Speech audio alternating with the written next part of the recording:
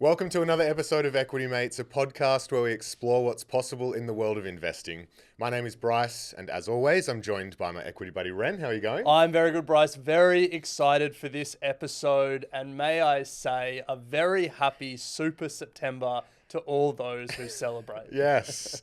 For those who've just joined the show, we're celebrating September by doing the most we can with our superannuation. Yeah, a lot of people have hijacked different months for different things. Yep. Dry July, September, Movember. Yeah. And we're introducing Super September, where for 1 month you check in on your super, making sure we're not paying any extra fees, making sure all the settings are right, and making some voluntary contributions. Yes. And do I have some news for you, Bryce? Because for the first time ever in my life, this morning, I made a voluntary concessional contribution to my superannuation. Nice. And I just did it on the bus. Nice. It was so Must be easy. nice. Honestly, it's just it was a B-pay situation. Yeah.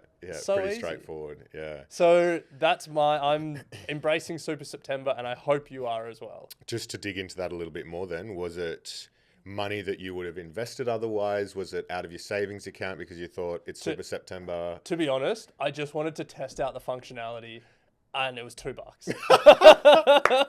Nice. Well, it doesn't matter. The intention is making sure that that all goes through and that the money shows up where it needs to show up. Yes. The intention is to then double that. I'm thinking just just for this month, the money that I would have been putting in my investing, I'm going to put in my super instead. For me, that's the easy win. Yeah, I think that's a good place to start. And if every September we do that for a month, then that will compound at a tax advantage rate of return. Yeah, for absolutely. decades. Absolutely.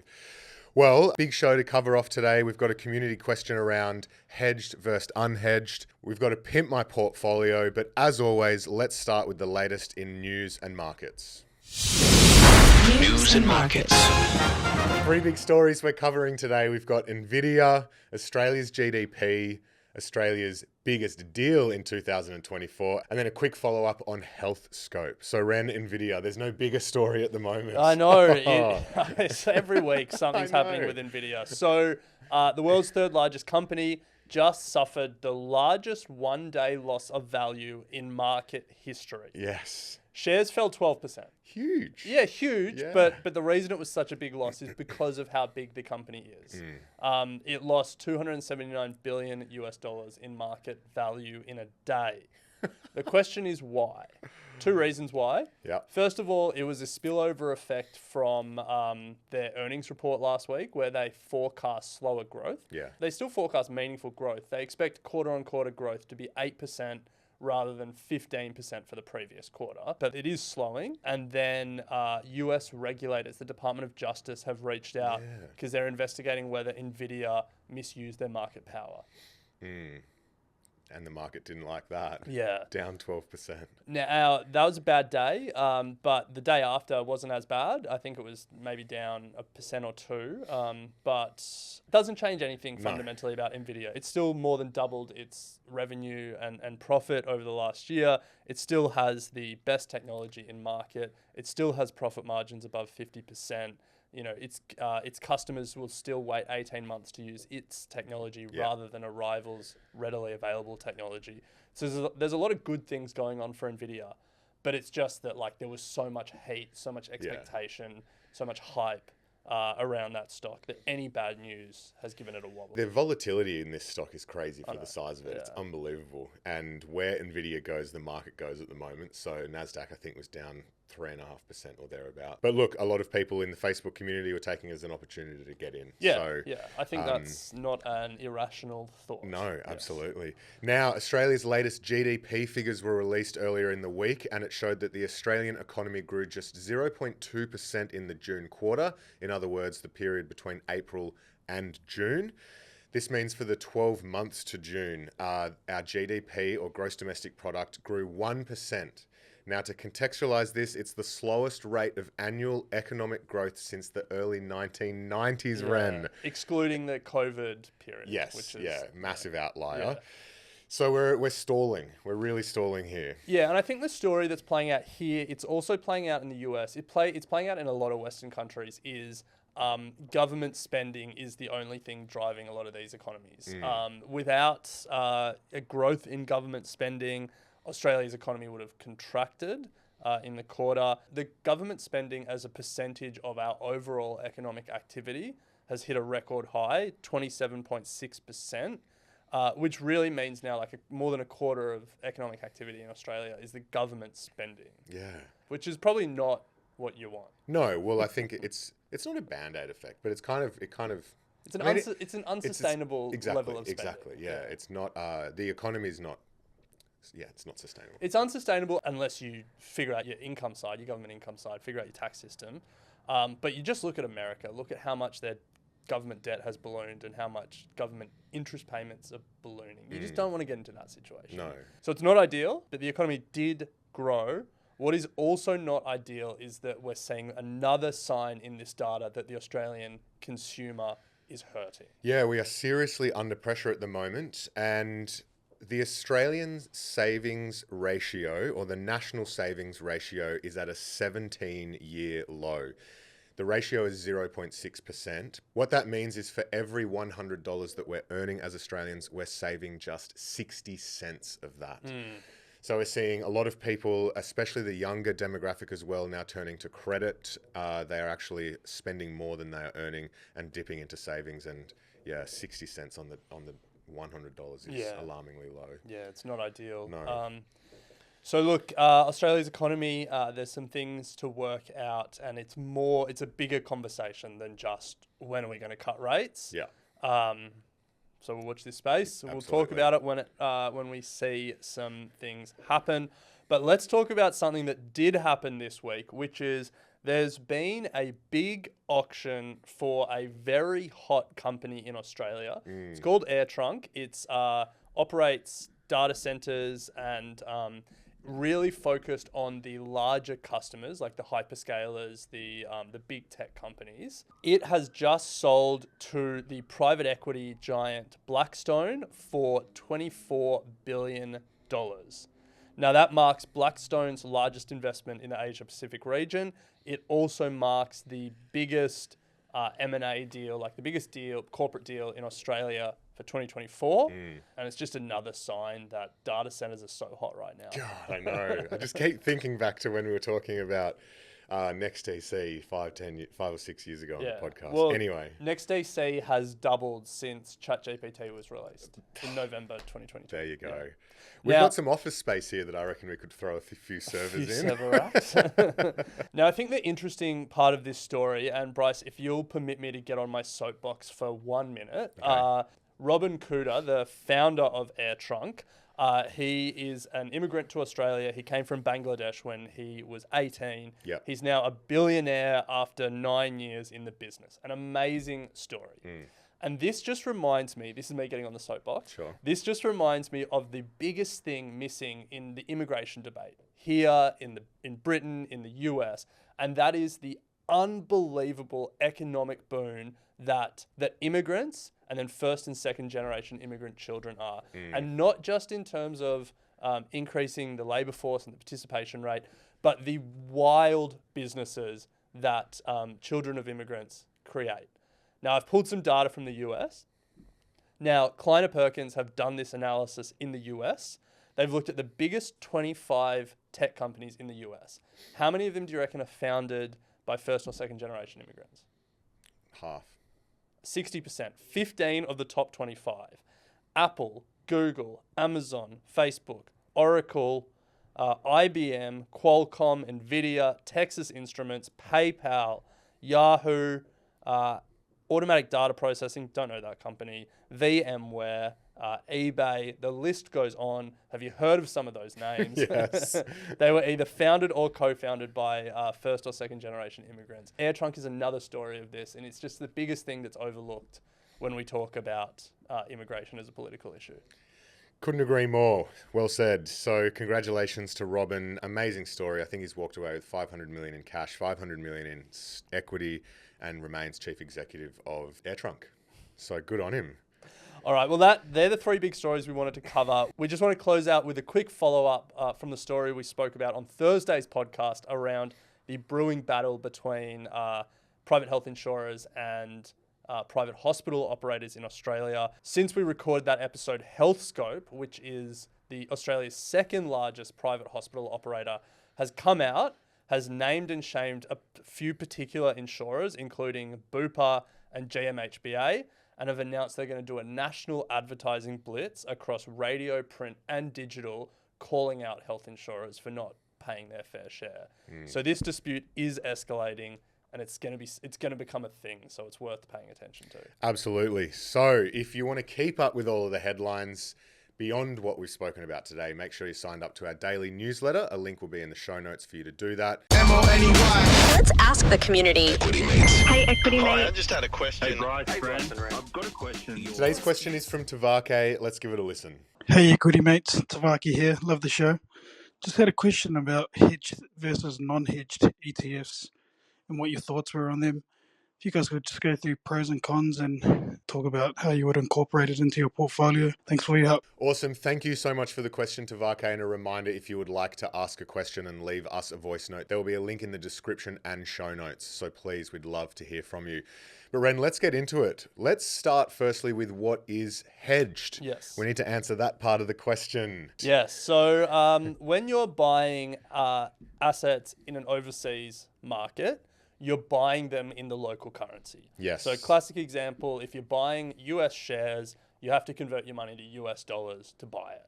And if you're buying ETF units of a S&P 500 ETF, you might not actually be physically changing your money to US dollars, but the ETF provider is changing money to US dollars and then buying US assets. Now that introduces currency risk where you're not only getting the benefit or the loss of what you invest in, but also the fluctuations between the currency that you bought the asset in and your home currency. Yeah. So in that example, the difference between US and Aussie dollar could either enhance or erode the gains that you make on the investment you make.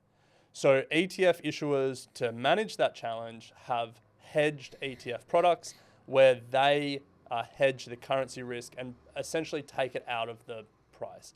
And so the movement of a hedged ETF is just the movement of the underlying asset that you've invested in, whereas an unhedged ETF gives you the movement of both the underlying asset and also the fluctuations in currency. I guess the question then becomes, if we're making an investment decision, we are often presented with hedged and unhedged options. Yep. So what are the pros, what are the cons when it comes to hedging?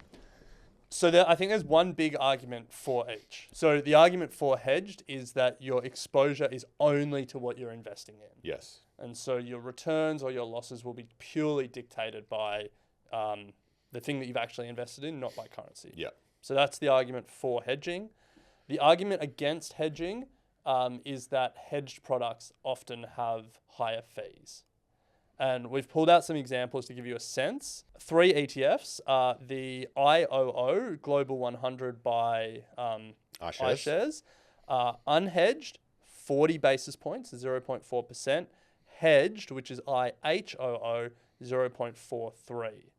For global shares, VGS by Vanguard, 0.18% is unhedged, 0.21% is the hedged version of that ETF. And similarly, if we just want to invest in the US S&P 500, we can look at IVV, 0.04% unhedged, 0.1% hedged. So to wrap that all up, I guess the premium for hedging, the extra fees you pay for hedging, 3 basis points for the first one, 3 basis points for the second one, 6 basis points for the third one. Yeah. Which is pretty small in the scheme of things, but the fees are higher. Yeah. Okay, so let's say I'm okay with that, okay with paying a premium. We then need to look at the performance side of things because I mean, they're that's not all gonna- that matters. Yeah, Really. they're not going to both perform the same. So using some of the examples that you just spoke about, let's have a look at how they have performed over the years. So let's look at the US ETFs, IVV, and the hedged version, IHVV. Over the past 5 years, IVV has returned 15.4% per annum. The hedged version, so taking out the currency exposure, is 12.8% per annum. Now that's a reasonable difference over a fair chunk of time. Definitely, yeah. Outperformance of about 2.5–3%. The global, so VGS, and then the hedged VGAD over the last 10 years, VGS is 13.7% per annum and VGAD is 10.5% per annum. People are probably thinking, how is that the case? Well, you're getting exposure to the US dollar. Yeah. That's why. That's the US dollar has strengthened against the Aussie, and that's boosted the returns. Yes. The takeaway there, though, isn't that it's better. You get better returns with unhedged. The takeaway that we want to leave you with is that you get different ones outperform at different times. Unfortunately, there's not a clean answer to say one does better. And the reason why that is the case is because when you're going hedged, you still are, in a way, making a bet on the Australian dollar. Yeah.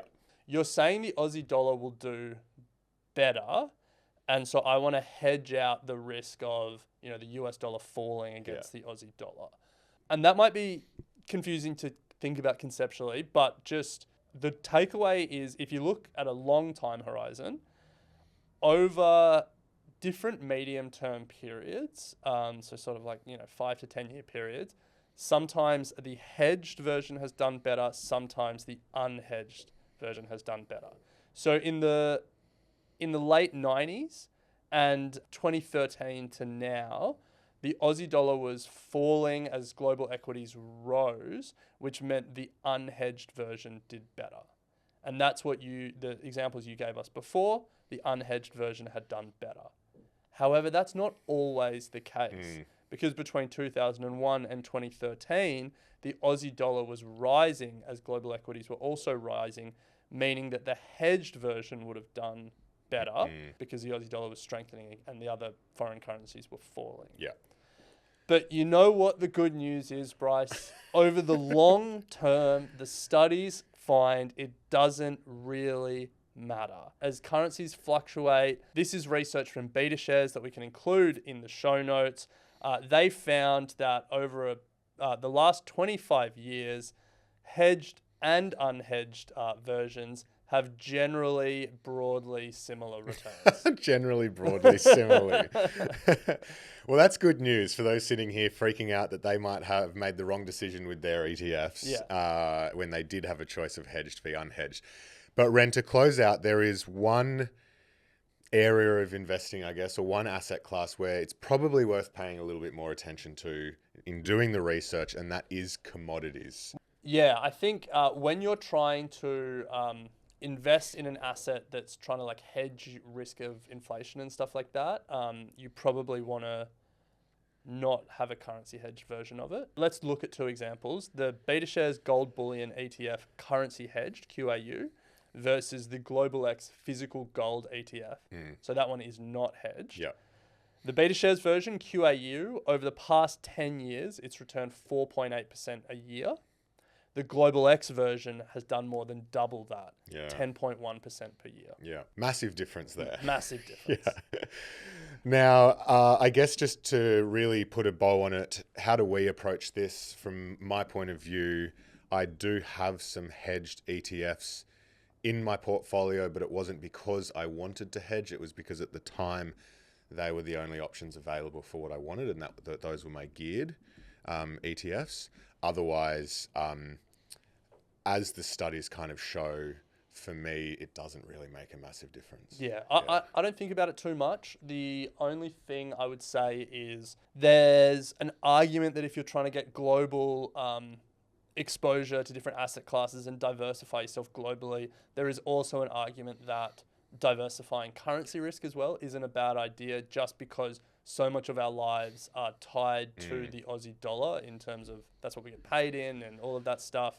And if the Aussie dollar strengthens, great. Like we're getting paid in a currency that's stronger, and we own assets, in Australia, and the currency is stronger, great. But if the Aussie dollar weakens, at least you've got these overseas investments in foreign currencies and they're worth a bit more. So it's like you're kind of diversifying and hedging your personal currency exposure as well. Love it. Well, thank you for the question, Tavake. Keep them coming. As I said, if you would like to ask a question, there is a link in the show notes and in the description. We would love to hear from you. It is time for... This is Pimp My Portfolio. Pimp My Portfolio. That's right, Pimp My Portfolio, where we bring in a community member and an expert who will help pimp their portfolio. And today we have joining us from the Equity Mates community, Anthony. Anthony, welcome. Hey guys, thanks for having me. Thank you for submitting. And our expert joining us in the studio is Adam Dawes. Adam, welcome. Thank you. It's great to be here. Now, Ren, before Adam jumps into it with Anthony, can you give us a bit of a rundown on Anthony's portfolio? Yeah, so Anthony's got a portfolio of individual stocks, no ETFs, 9 stocks, so pretty concentrated. Some of the bigger holdings, we've got Myers at 28%, Pilbara Minerals at 21%, and then Woolworths at 19%, being the top 3 holdings. So, Dawsy, what are your thoughts? Well, I'm going to put a name to this one. I'm going to call it high risk, Tony. Okay. High risk, all right. Well, Anthony, what's your response to that? Yeah, look, it's probably not too far from the truth. I used to have a lot more, and I've kind of slowly cut down to probably the most high risk ones because they've been a bit mixed today. Initially, I started investing in at the start of COVID, like way back in 2020, and I think back then I kind of just threw a dart at a board and took as many like discounted established stocks as I could. And as I've needed money in my life, I've kind of, and where they've reached back to their pre-COVID levels, I've just sold out and maybe gone to more speculative stuff to have a bit of fun. So yeah, it's probably not too far from accurate. Nice. All right. So, Dawsy, maybe if you can explain that nickname a little bit more, like there's potentially different ways you could interpret risk. You could interpret it in the individual stocks you think are risky, or the portfolio construction as a whole is risky. So where are you coming from? Well, now hearing about Anthony and how he sort of came to this portfolio, it does make a little bit more sense. If this was just it, it would be high risk individual stocks because you've got a lot of mining stocks. Now, our market is 62% of our market is resources. So, you can't not somewhat pick material stocks and those kinds of things. And then from there, the portfolio weightings with 28% in Myer, it's probably been one that's probably one of the ones that's hurt you the most in the portfolio. Is that right, Anthony? You've just held on to it because it's still in a losing position? Myer, no, I'm actually way up in Myer. Right. I got Myer at its absolute lowest in COVID. Right. Well done. It was probably one of the first ones I bought, and the reason why it's still there actually is because it's like totally free carried. It's just kind of there to just keep going as long as I can kind of hold it for.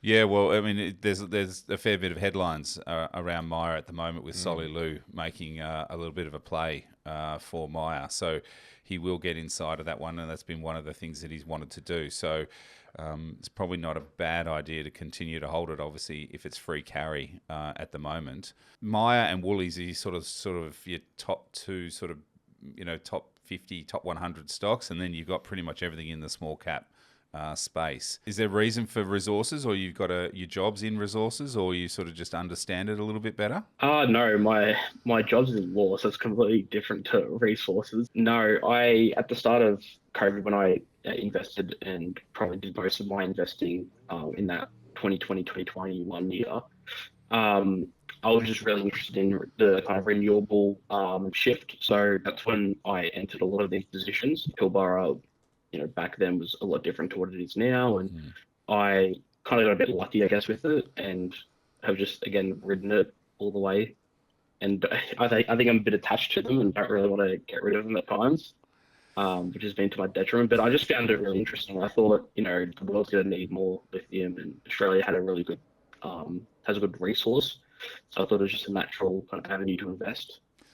The question for me, Anthony, is: are you still actively investing, or is this a portfolio that is just sitting based on the decisions you made 2 years ago?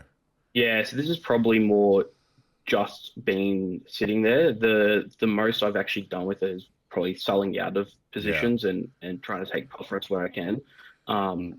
Towards the tail end of uni, it was getting a bit busier, and I had quite a bit in there, so I kind of just let it do its thing. And then as I've needed to take things out, I've slowly sold out. And now that I'm kind of a bit more stable, that's where I'm looking to start investing again. Yeah, so I guess this is a question for you then, Adam, because this is a story that we're hearing a lot through the submissions from Pimp Portfolio. People starting investing in that COVID period, which is great. A lot of them sitting on some decent returns because, as Anthony said, you threw a dart at a dartboard and you could pick up some pretty decent companies. Yeah. I remember Afterpay hit $9. Crazy. Zip hit 14. Zip yeah. hit. Oh, you mean, yeah. No, I it mean, hit 9 and then went to 156 Anyway. anyway. But then subsequently, back to uni, back to work, life picks up, and the focus that could have been on investing is no longer there, but they're sitting on these portfolios with the question of what to do. So with that in mind, like, should Anthony just continue to sell down? Are there ways to build a portfolio around this that is probably a bit more meaningful long term? Yeah, so one of the best ways to do a sort of a set and forget kind of portfolio is to build up blue chips, right? And I know that sounds boring, Anthony, but blue chips, potentially BHP is not going to go away, right? They're not going anywhere. And albeit it's a boring stock and it pays a good dividend, but you don't actually have to worry about it, and then you can then go on to do your day-to-day work or your day-to-day life. One of the other things is that you need some more diversification, so some international ETFs would be a great way to sort of diversify or bring the portfolio out. And again, some of those international ETFs, I don't think you need to worry. Not the thematic ETFs, but the index ETFs, so the S&P 500, those kinds of things, or the NASDAQ 100, those kinds of things. IOO, all of those ones, they're good quality ones that you can just sit back and it will basically do what you need to do for the rest of your life, and you don't need to worry about it. With these smaller cap stocks, you're always going to be looking at them going, oh, I'm down 10% today. Oh, I'm up 10% today. Oh, I'm down 20% today. Oh, I'm up. You know what I mean? So there's so much volatility. If you're still keen to invest, what I would do is build out a good quality blue chip portfolio. Then you can muck around the edges with some really good resource, some specky stuff that's going to be the fun. But the mainstay of the portfolio, and if you don't look at it for a week, you know that BHP, I know it's boring, Commonwealth Bank, Woolies, which you've got, a telco, those kinds of things are going to be there for forever. And so that's what you want to be doing going forward. Dawes, you got to stop saying these stocks are boring, Well, I think boring is good. Over time, they compound. I mean, they do. I think about Bryce's wife who had some BHP in a bottom drawer and she didn't look at it for a while. And then when she did look at it, 5-7 years later, her reaction was like, oh my God, there's so much more than I had invested in. Yeah. There's nothing boring about that. And if you're doing dividend reinvesting as well, right, that's the key. It's that compounding that we just talked about, is the compounding over time. Everyone's young, except for me in the room, but everyone's young and they've got time, and that DRP, that compounding of that over the years is absolutely fantastic. So it's tough, but it is the way to build a portfolio. So one other thing, Anthony, and I'm just picking up we don't give personal investing advice here, but here's some personal life advice, we'll call it. You were saying that you were at uni during COVID, and then uni got busy, so you sort of stopped investing. But now it sounds like you've got a job, and I think you said you've got a job in law. So first of all, congratulations. But I reckon the best piece of investing advice we can give you is not about what to buy, but like the habits that you get in. Like you're early in your career. I'm just going to hazard a guess. You don't have a mortgage, you don't have a family. You're like in this economic sweet spot where you're earning a decent full-time salary and you don't have heaps of costs. So like just get in the habit of consistently putting money from every paycheck into the market, because you got time on your side and your expenses aren't as large as they might be in the future. Great advice. No, and I think that's definitely something I've been meaning to do. So I really need to knuckle down on that. And yeah, with the ETFs, I think that's definitely something that I really need to look at as well, especially like an international ETF. So yeah, thank you for that. Nice. Well, I think that kind of brings it to a close. So just to kind of sum up there, I think the takeaway is there's some decent positions, but perhaps some that could be, I guess, sold or consolidated to get a bit more diversification internationally, particularly as well through some of those broad-based index ETFs. And who knows what's going to happen to Maya. I don't think I've seen Maya in a portfolio yet. So well, I was having a good look luck. from the bottom of COVID. Maya's gone from like 10 cents to like 80 cents. Yeah, I so know. well done. Yeah, Absolutely. yeah, thank you guys. Yeah, it was a very random one. I used to get a lot of weird looks at it, and I was like, nah, trust me, it'll be fine. Trust me. Nice. Well, good luck finding the next Maya, and thank you for jumping on and joining us today. Thanks for having me, guys. Well, if you would like to submit to Pimp My Portfolio, head to equitymates.com/contact. All the information is there. Similarly, if you'd like to speak to Adam Dawes about your portfolio and get some professional investment advice, head to equitymates.com/advice and we'll connect you with him. But Adam, as always, absolute pleasure. We'll leave it there. Thank you so much. Great to be here. Equity Mates. I will say this about investing. Everything you do learn is cumulative. What I learned at 20 is useful